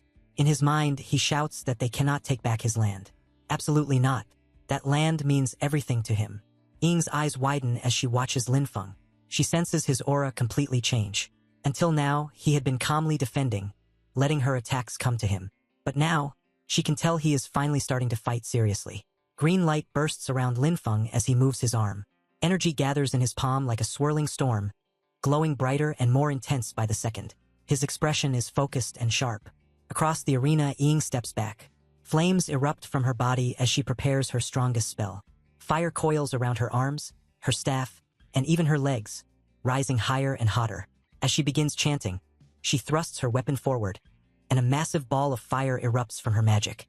The fireball shoots across the battlefield with explosive speed, lighting up the entire arena and tearing into the ground as it races toward Lin Feng. Before the fireball strikes, Lin Feng charges straight toward it without slowing down. His green energy splits the explosion apart, carving a clear path through the flames, shaking the arena and sending debris flying in all directions. Dust and fire surge upward in a massive blast. Lin Feng leaps forward, power radiating from his body. A green light envelopes his fist as he lunges at Eiling. He shouts a single line as he throws his punch, warning her to brace for his serious strike. His fist, glowing with pure green energy, thrusts toward Eiling with enough force to shake the arena. Eiling's eyes widen in shock as her head snaps back from the impact. She gasps loudly, stunned by the sheer strength of the blow. In disbelief, she exclaims that the power he unleashed is incredible. But just before the punch lands, Lin Feng halts. He lands gracefully and smiles at her, his expression calm and relaxed, as if the fight had never truly challenged him. Softly, he tells her she let him win. In the audience, the students gape at him with open mouths. One shouts that Lin Feng, the farmer, must have been hiding his true strength all along. Another compares himself to Lin Feng and admits that he's the one who looks like a farmer now. A woman with bright green eyes watches excitedly. She points out that Lin Feng's control over nature's power is extremely rare, saying he commands it as effortlessly as moving a finger and that his mastery approaches the very origin of nature's force. Then Lin Feng extends his hand toward Eiling as the announcement rings out clearly. The winner is Lin Feng. After the match, Eiling stands with Lin Feng's help, her cheeks flushed. She gently holds his hand and looks up at him with admiration, telling him he is strong and that she fully accepts her defeat. Lin Feng looks down at her calmly and says she is the truly strong one, and that he only possesses a great deal of physical strength. Nothing more. After saying that, Lin Feng let out a relieved sigh, sweat nervously beading on his brow. In his mind, he muttered how close he had come to losing his land. That things had been dangerously tight. Suddenly, the principal appeared behind him, speaking in a cheerful tone. The principal patted Lin Feng proudly on the back and said he had done well, adding this was exactly how he should be acting. Lin Feng bowed his head slightly and thanked the principal for showing mercy during the evaluation.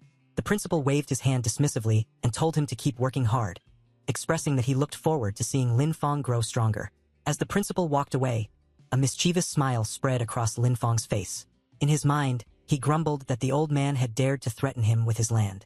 Quietly, he told the principal to just wait. As Lin Feng left the training grounds, he muttered under his breath, his expression annoyed. Behind him, the green-eyed woman walked toward a tree. As she moved, the warm evening light bathed the courtyard, and a gentle breeze rustled the leaves of a nearby tree. Lin Feng rubbed the back of his neck, deep in thought. The woman stepped behind the tree, and suddenly, a burst of white fog exploded outward. The next moment, she emerged with a new appearance. She approached Lin Feng, now transformed into a girl with long green hair. She wore a green dress, and her bright green eyes sparkled with excitement. Stopping in front of Lin Feng, she called out to him with a cheerful smile. She asked student Lin Feng to please guide her in her cultivation. Lin Feng froze for a moment. His hand rested on his chin, and his eyes widened in confusion. He stared at her as if he had misheard. He asked if she was all right and wondered aloud why a combat class student would seek guidance from a farmer like him. The girl quickly introduced herself, saying her name was Vera and that they had never met before. She explained that she had just watched his entire match and spoke with passion. She said his use of natural mana was incredible. Simple, perfect, and brimming with life and strength. She admitted she had never seen anyone wield the power of nature the way he did. Her bright eyes softened as she shared something more personal. Vera revealed that she had been stuck at her current cultivation level for a long time and believed that observing Lin Feng's path might inspire her. Hearing this, Lin Feng scratched the back of his head awkwardly, his eyes wide and confused as he looked at the green-haired girl. He asked if she was also a nature-type student, explaining that the nature-type instructors were still away on the battlefield and suggesting she wait a little longer. He added honestly that he only knew how to farm. Vera clasped her hands together and spoke earnestly. She said that the truly skilled were the real teachers and that she didn't expect him to formally accept her as a disciple. She only hoped to occasionally visit his fields to observe and learn. She bowed deeply toward him, almost pleading, saying that even if she could only help with small, random tasks, just being near his natural aura would be enough for her. She begged him to allow it. Lin Feng flinched and panicked inwardly, but in his mind, he kept repeating that he couldn't let anyone know what he was growing in his fields. It was too dangerous and his secret would be too easily exposed. He turned his head slightly and spoke with calm politeness, apologizing and saying that as a farmer, he had nothing to teach her. He insisted he only had a lot of physical strength and wasn't good at fighting. But before he could say more, the principal suddenly appeared beside him, placing an arm around his shoulder. The principal leaned in and whispered that since Vera was begging like this, Lin Feng should just agree. For his sake, Lin Feng stared at the principal in shock. The principal leaned close to Lin Feng's ear and whispered a long string of censored words, clearly explaining something privately. Lin Feng responded slowly, saying that whatever the principal had just said didn't sound very good. His expression immediately showed hesitation and concern. After hearing the principal's whispered advice, Lin Feng's face softened. He let out a small sigh and then agreed, saying that if things were like this, then it was settled. Upon hearing this, Vera's face lit up instantly. Her eyes sparkled with joy as she thanked him excitedly, promising she would never disturb him and spoke his name with genuine gratitude. Unable to contain her excitement, she suddenly rushed over and hugged his arm tightly. In a stuttering voice, she asked if she could visit tomorrow or even right now. Lin Feng looked away, embarrassed, but answered calmly that it depended on her, explaining that his land was on the west side of the city. Soon after, they arrived at the West City training wasteland just outside his greenhouse. Vera, now dressed in work clothes, moved around energetically and asked if there was anything she could help with. Lin Feng watched her quietly, thinking that at least her attitude was very serious, but he reminded himself that he could never let her see the crops growing inside his greenhouse. Trying to keep her occupied, he pointed outward and told her to look around outside for now and get familiar with the place. He explained that he was currently giving special attention to the newly bred seedlings. Vera turned her gaze toward the greenhouse, her eyes widening slightly as if sensing something unusual. A thought came to her mind. These crops seemed extraordinary. She observed the fields in front of her and realized something shocking. These crops had been nourished entirely by pure natural mana. They were high-grade plants capable of granting temporary attribute boosts. As she stood there in awe, Lin Feng walked further into the greenhouse, his back turned to her, completely unaware of the amazement spreading across her face. Vera leaned forward slightly, a soft smile forming as she looked at Lin Feng's plants and said he was making her more and more curious. Then, an hour later, Lin Feng returned, but Vera was still outside the greenhouse, crouched on the ground, carefully examining the soil and plants. Suddenly, her eyes widened. She lifted a small piece of soil to her face, staring at it in shock, her expression tightening with disbelief as she whispered that it was unbelievable. Lin Feng approached her from behind, looking down calmly and asking if there was a problem. Vera stood up halfway, still stunned, and asked if the crops here were really grown using just this very ordinary soil. Lin Feng nodded and confirmed it, saying yes, it was simply normal soil. Vera looked even more confused. She asked again, making sure there was no mana crystal powder or elemental lom involved. Lin Feng scratched the back of his head and gave her an easy smile. He explained that he had thought about using those fertilizers, but anything infused with mana was far too expensive. With the little money he had, there was no way he could afford them. Lin Feng pointed to a small wilted plant beside him, its leaves curled and dry under the sunlight. He calmly explained that these plants were probably malnourished. Vera looked at the weak crop, her green eyes narrowing thoughtfully. A quiet inner voice rose in her mind. She noted that Lin Feng's natural mana was extremely powerful, far stronger than normal. If that was the case, she wondered if she could help him somehow. A moment later, she straightened her posture and spoke with a polite smile, telling Lin Feng that the school actually had a special rule. Students could exchange materials dropped in dungeons for certain items at the academy warehouse. Lin Feng immediately stepped closer, grabbing her shoulders with excitement. His face brightened with hope as he asked if what she said was really true. Vera nodded and continued explaining. She gave an example. In Storm Academy's level 10 dungeon, Gloom Forest, the final boss, the Shadowfall Cobalt Chieftain, sometimes dropped an item called the Chieftain's Fong. She said this Fong could be exchanged for a bottle of Earth Pulse, a rare nurturing resource. Lowering her voice slightly, she added that level 10 dungeons were very difficult, usually needing about 5 people to clear safely. Then she admitted that what she said was indeed true but mentioned this regulation would soon be cancelled by the academy. Hearing this, Lin Feng's eyes lit up with excitement. A bold smile spread across his face as he clenched his fist. He said loudly this was great and announced he was going right now. Vera watched him dash away with surprising speed, a hoe in his hand.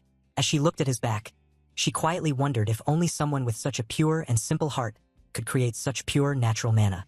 Soon after, Lin Feng arrived at a massive tree-like structure. At its base, a swirling blue-purple portal glowed brightly. The entrance to the level 10 dungeon, Gloom Forest. 2 academy supervisors stood guard in front of it. A group of students nearby noticed Lin Feng running toward the portal. One of them pointed at him in confusion, asking why a farmer was coming here and guessing Lin Feng must have gone to the wrong place. Another student laughed loudly, mocking the hoe in Lin Feng's hand and joking he must want to dig up wild vegetables inside the dungeon. Someone recognized him and said it was Lin Feng, the freshman, remembering he was only level 8. Shock spread among them as they wondered if Lin Feng was crazy for coming to a level 10 dungeon alone. Ignoring the comments, Lin Feng approached the supervisors respectfully.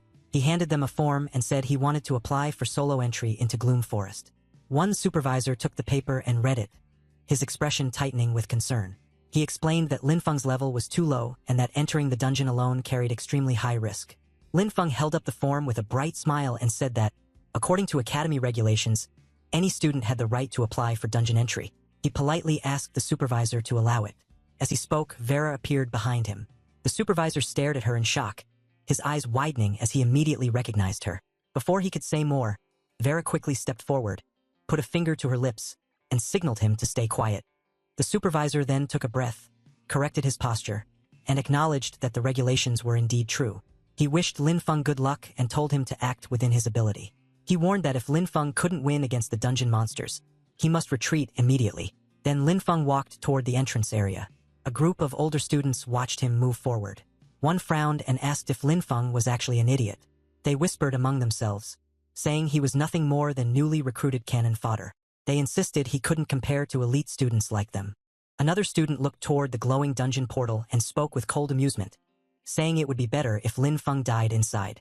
Having such a useless junior, he muttered, only brought embarrassment to their esteemed Darren Academy.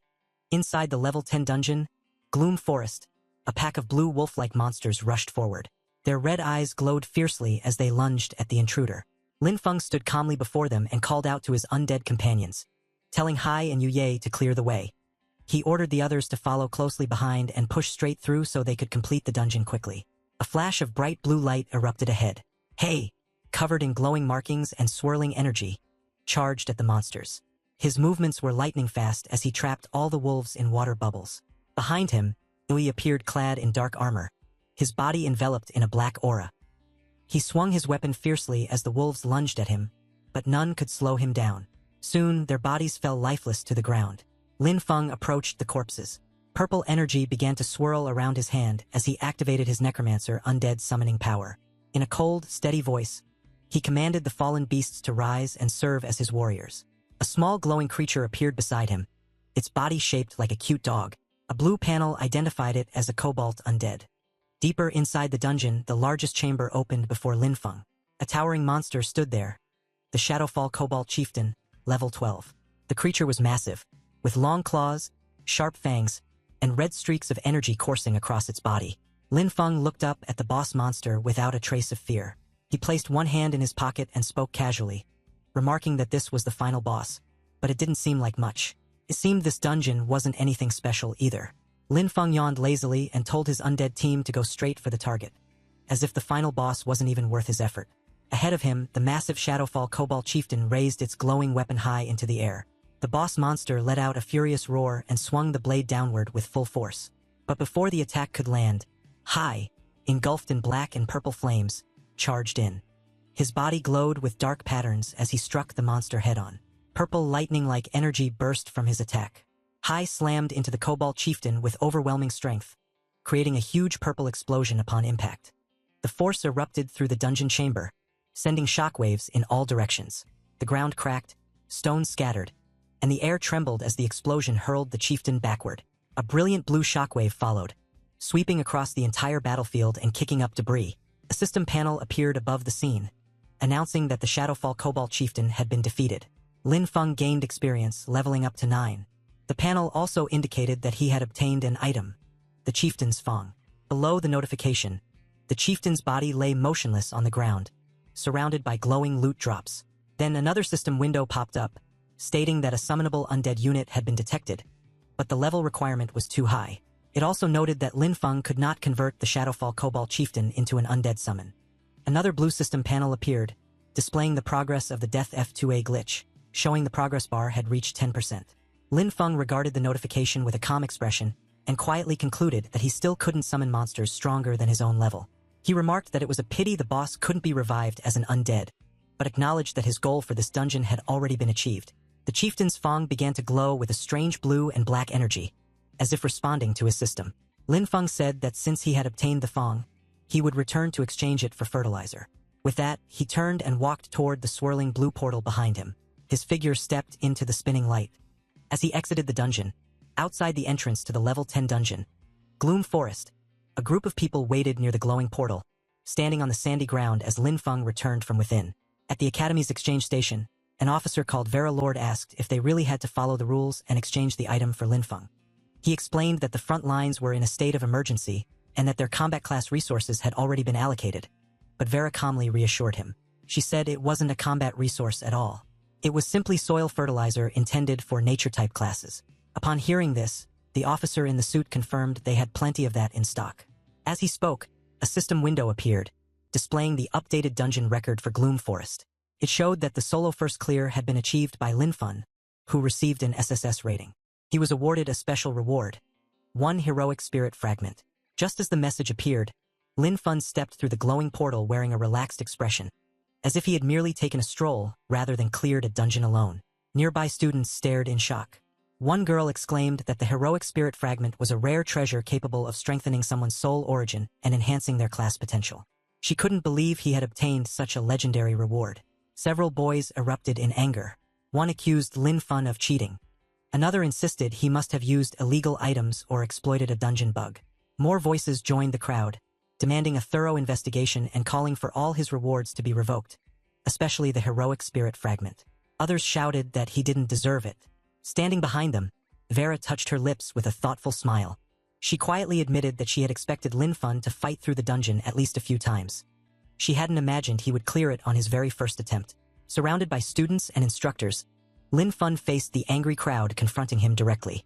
With a weary expression, he asked who he had managed to offend this time. At the entrance to the level 10 dungeon, Gloom Forest, everyone was eyeing Lin Fung with suspicious looks. He honestly couldn't understand why people always acted like this. He was just a farmer who enjoyed farming. What was so wrong with that? Calmly, he stepped forward and told the teacher that, according to academy rules, he was there to exchange his rewards for resources. Before the teacher could reply, a guard behind him sneered, claiming Lin Feng's rewards had been obtained illicitly and should be confiscated. The teacher immediately denied this, stating the rewards were issued directly by the dungeon system and that the academy had no authority to seize them. The man was clearly dissatisfied and said he was willing to initiate a resource wager instead. Several others nearby showed interest, clearly having waited for an opportunity like this.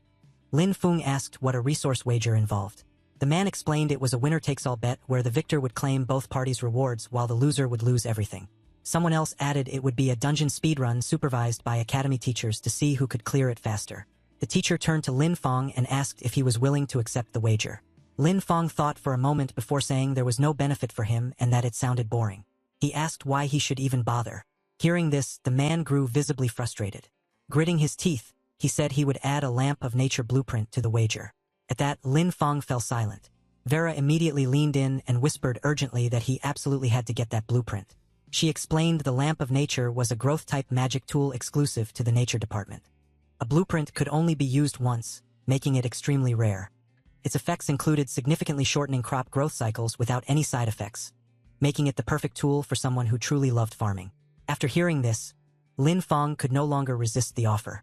Seeing his reaction, the man smirked and stepped closer, mockingly asking if the hillbilly was done thinking and whether he dared to accept the bet. Meanwhile, unseen by Lin Feng, messages flashed on the man's communicator. One reported that Lin Feng had emerged from the dungeon. Another message instructed him to stall Lin Feng at all costs. When the man asked what to do if Lin Feng ignored him, the reply was clear. Use resources to bait him, putting the lamp of nature blueprint on the line. The man hesitated briefly, noting that the blueprint was the foundation of his family's rise, but eventually agreed to proceed. Meanwhile, Lin Feng carefully considered his options. He knew he couldn't reveal his necromancer abilities. However, if it was just a speed run with a supervising teacher, he figured he could hide most of it without much trouble. More importantly, the lamp of nature was simply too valuable to pass up. For what he planned next, it was a perfect fit that would greatly accelerate his progress. With that thought in mind, his decision was made. Lin Feng finally nodded and said he accepted. The other man immediately burst out laughing, saying it was perfect. He added that, with a teacher supervising, Lin Feng would be exposed very soon. Shortly after, they entered the level 10 dungeon, Gloom Forest, through the portal. As they stepped inside, the supervising teacher turned to Lin Feng and asked how he had managed to clear the dungeon earlier. Lin Feng calmly replied that he would simply show his strength. As he spoke, a swirling green aura began spreading from his hands. He then called out for his farm hands to come forth. In the next moment, numerous figures appeared behind him. They were all summons, and the scene was undeniably striking. The teacher was slightly taken aback. The summoning speed was incredibly fast, and the quality of the summoned troops was exceptionally high. From the teacher's perspective, this was a perfect chance to observe exactly how Lin Feng had managed to solo clear the dungeon. Even he couldn't help but feel excited as the dense green aura filled the surroundings and plant-based summons continued to form one after another. Then Lin Feng issued a simple command, ordering them to attack with full force. Almost immediately, monsters began rushing toward them. The plant summons surged forward, unleashing their power and crushing the incoming wolves one after another. Green explosions erupted everywhere as the monsters were completely wiped out. The scale of destruction was overwhelming, yet it conveniently helped Lin Feng keep his true secrets hidden. The summons didn't stop there. They pressed onward, unleashing even more magic and leaving no monsters alive in their wake. Watching this, the teacher couldn't hide his shock. He realized it had taken less than a minute to completely wipe out a Cobalt Patrol squad of the same level. The power on display was terrifying. He couldn't help but wonder if this was the result of a special class. Lin Fong then calmly reported that the Cobalt Patrol squad had been cleared and that they were moving on to the boss room. As they advanced deeper, a dark aura began spreading through the forest. From within it, an even more sinister presence emerged, roaring as it appeared. Lin Fong remained calm and gave another order, telling Z to raise the shield and advance, while the others followed closely behind. He added that if any kobolds attempted to flank them, they were to strike without mercy. Once again, green energy surged forward in powerful waves, repeatedly obliterating the monsters in their path.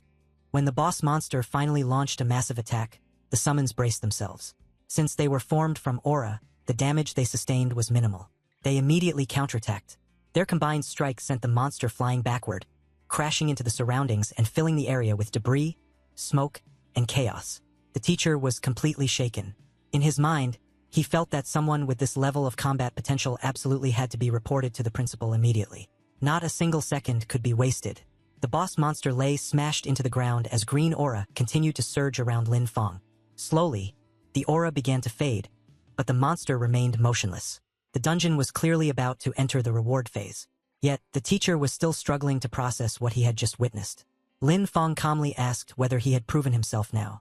The teacher answered without hesitation, saying there was no doubt about it and that Lin Fong had more than proven himself. After that, they began heading back. As they walked, the teacher noticed that Lin Fong was not following him out of the dungeon and asked if he was staying behind. Lin Fong replied that having the teacher verify things was already enough. He added that the scenery inside the dungeon was actually quite nice and that he wanted to look around a bit more. The teacher nodded, waved, and said he would head out first. He reminded Lin Fong that the dungeon would reset half an hour after being cleared and told him to keep an eye on the time. As soon as the teacher disappeared through the portal, Lin Fong turned and walked straight toward the fallen boss. He thought about how his level hadn't been high enough earlier, then decided to try again. Dark energy gathered as he activated his ability once more. With a firm command, he ordered the monster to rise. From the shadows, the same boss slowly stood back up, now reborn under his control. Lin Fong had gained a new and incredibly powerful summon. Soon after, he exited the dungeon. At the entrance, the students who had doubted him earlier stared in shock. One of them exclaimed that the fierce guy was finally out. Another nervously admitted he had mocked Lin Fong before and wondered whether Lin Fong might hold a grudge. Someone else quickly suggested they all leave together. None of them wanted to stay any longer. The last thing they wanted was to provoke someone like him. The teacher then stepped forward and officially announced that, on behalf of Extraordinary Academy, Lin Fong had proven himself. He handed over the rewards and compensation that rightfully belonged to him. As Lin Fong accepted the bag and the blueprint, a faintly smug expression appeared on his face. He wanted everyone watching to understand one thing clearly. This was not someone to mess with. Inside, he felt genuinely satisfied. Vera then explained that after the administrator came out to testify, the guy who had challenged him realized he was in the wrong, dropped the items, and ran off without another word. Lin Fong glanced at the rewards and immediately focused on what mattered most to him. He cheerfully remarked that, with fertilizer secured, a full harvest was guaranteed. Before leaving, the teacher added that Lin Fong might also want a recording stone containing footage of the student's performance inside the dungeon. A loud, heavy impact echoed as someone threw a powerful punch into a punching bag. The scene shifted to Sun Will Lil Academy, inside Haru's room. Haru was clearly in a terrible mood. As he continued striking the bag, he kept thinking about Lin Fong, calling him a lowly farmer who had humiliated him again and again. He realized that brute force wouldn't work, and academy rules couldn't touch Lin Fong either. No matter how he thought about it, neither path would solve the problem. After pondering deeply for quite some time, an idea finally came to him. He suddenly recalled that Lin Fong had been relying solely on his nature magic and summons to show off. With that realization, he immediately ordered a letter to be sent to the front lines addressed to his uncle, the Count. As the letter was taken away, Haru added another instruction, telling the messenger to have the Nature Department mentors currently rotating on the battlefield return to the academy as soon as possible. The messenger hesitated and asked if Haru intended to use the Nature Department mentors to suppress Lin Fong. Haru answered without hesitation, confirming that was precisely the plan. He believed those old mentors valued purity and the strict rules of nature magic above all else. If they were the ones dealing with Lin Fong, he wanted to see if Lin Fong could still act so arrogantly. Meanwhile, back at the Extraordinary Academy, the scene shifted to Vera's room. She was repeatedly watching the dungeon recording, unable to look away. As she studied it, she muttered to herself that Lin Feng was simply a monster. In her eyes, his grasp of nature's power had become instinctual, something far beyond normal comprehension. She briefly considered waiting until tomorrow but immediately dismissed the idea. Instead, she decided to write a letter right away, instructing those same old mentors to return as soon as possible. She felt they couldn't afford to waste any more time. The worst possible outcome would be losing Lin Feng to another faction, and she was determined to keep him on their side. Without hesitation, she sent the letter off, watching it fly away into the distance. As she looked up at the sky, admiring the drifting clouds, a faint smile appeared on her face. Calmly, she thought that if those old geysers didn't hurry back, their lifetime achievement honors were about to slip right through their fingers. For several consecutive days, Lin Feng stayed inside the dungeon without stepping outside even once. Waves of beasts kept rushing at him endlessly, yet none posed any real threat. Each encounter ended quickly, as if the monsters were merely obstacles slowing his progress. Another beast collapsed at his feet. Lin Feng stood still beside the corpse, his gaze sweeping across the dungeon as the lingering smoke gradually cleared. At that moment, a series of system notifications flashed before his eyes. 10 minutes 28 seconds, 10 minutes 29 seconds, 10 minutes 30 seconds, 10 minutes 31 seconds, 10 minutes 32 seconds. His clear time kept improving. Once again, he had broken his own record. When Lin Feng finally exited the dungeon, the people gathered outside immediately burst into discussion. One person shook his head, commenting that Lin Feng had solo cleared it again, and at that speed no less, almost as if the dungeon belonged to him. Another remarked that he had been added yet again and wondered how many times he had already run the dungeon today. Someone else laughed, saying they had lost count and were too lazy to keep track anymore. In their eyes, this guy was simply abnormal. A different voice chimed in, telling everyone to disperse. Watching Lin Feng endlessly grind dungeons had become boring. It was far more entertaining to watch others farm instead. Ignoring the chatter, Lin Feng stepped forward calmly. He opened his storage box, revealing its contents, and stated plainly that he had come to exchange the items for fertilizer. Brother Qin glanced at the box and then at Lin Feng, his expression shifting slightly. He said that student Lin Feng had already accumulated enough credit to qualify for a promotion. Remaining in the lower academy, he added, no longer held much value for him. Brother Qin suggested that Lin Feng apply to advance to the upper academy. Lin Feng considered it briefly before nodding. He agreed to the promotion. Brother Chun then began explaining the structure of the Extraordinary Academy. It was divided into upper and lower tiers. The lower academy focused on nurturing foundational talent, much like the current Storm Academy. The upper academy, however, was different.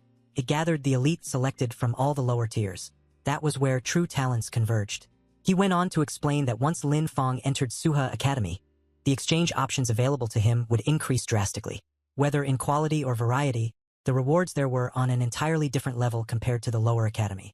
In his eyes, Suha Academy was precisely where someone of Lin Feng's caliber belonged. Lin Feng quietly absorbed the words Suha Academy, the upper academy. The name echoed in his thoughts as he weighed the implications. After giving it proper consideration, he nodded in understanding and expressed his gratitude to the instructor.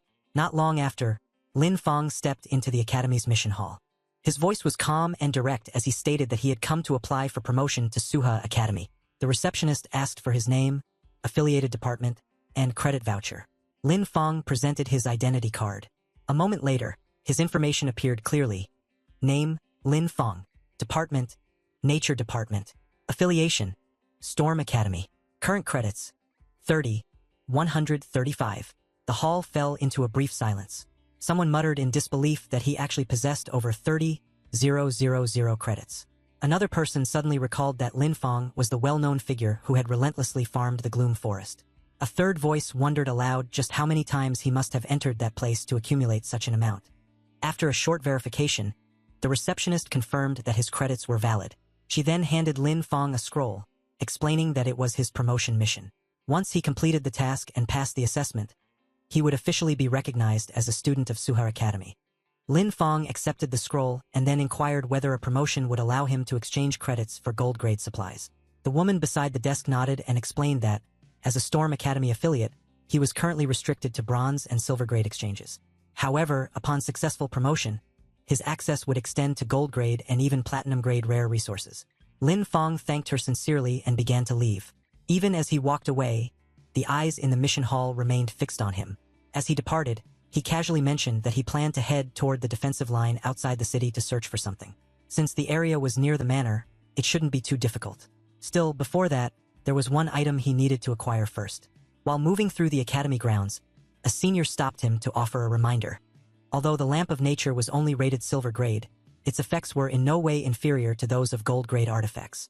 He warned Lin Feng to take proper care of it and to ensure it was never contaminated by necrotic energy. Lin Feng responded confidently that he would be careful and thanked the senior for the advice. Once alone again, he glanced around and pressed forward. Lost in thought, a strange idea surfaced. The description stated that the Lamp of Nature must never be exposed to necrotic energy.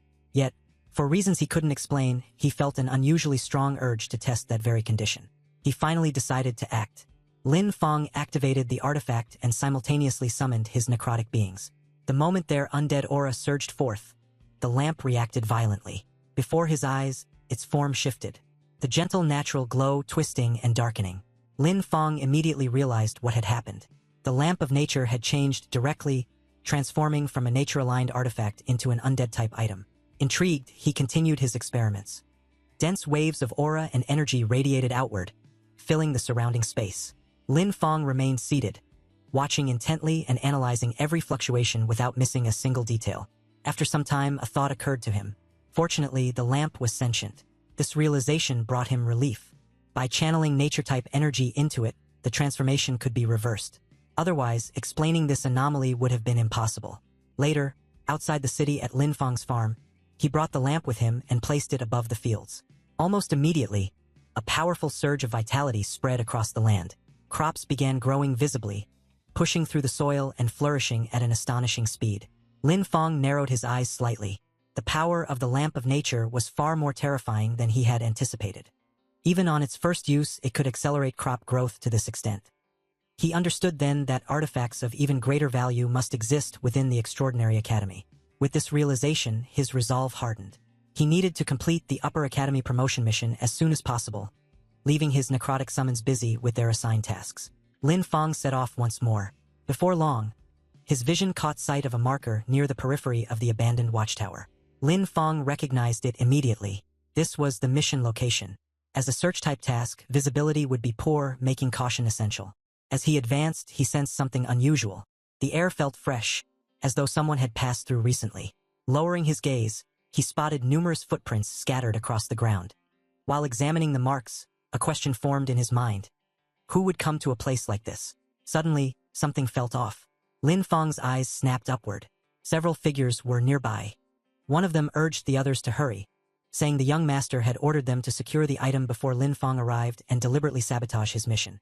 Another laughed, claiming he had already found it. A third immediately told him to keep his voice down, warning that Lin Feng could appear at any moment. The man scoffed, dismissing the concern. He said there was nothing to fear and added that if necessary, they could simply burn the item using fire-type magic. As he spoke, he tossed the book aside, declaring that once the item was destroyed, Lin Feng's mission would fail regardless. However, the book flew cleanly through the air and landed directly in Lin Feng's hand. Lin Feng looked at it calmly before raising his gaze. He said that, in that case, he should thank them instead. The group froze in terror, completely unprepared for this outcome. One of them immediately cursed, blaming the other for ruining everything. He even struck his companion and shouted for him to take the item back at once. Both men gathered aura in their palms and charged forward. Lin Feng responded instantly. Green aura surged around him, spreading outward in a flash. In the next moment, sharp spikes and thick vines erupted from the ground, moving at astonishing speed. They wrapped tightly around the attackers, binding them completely. The restrained men were dragged straight in front of Lin Feng. He looked at them and asked calmly whether they planned to give him an explanation. A faint smile appeared on his face. Once bound like this, there was nothing they could do.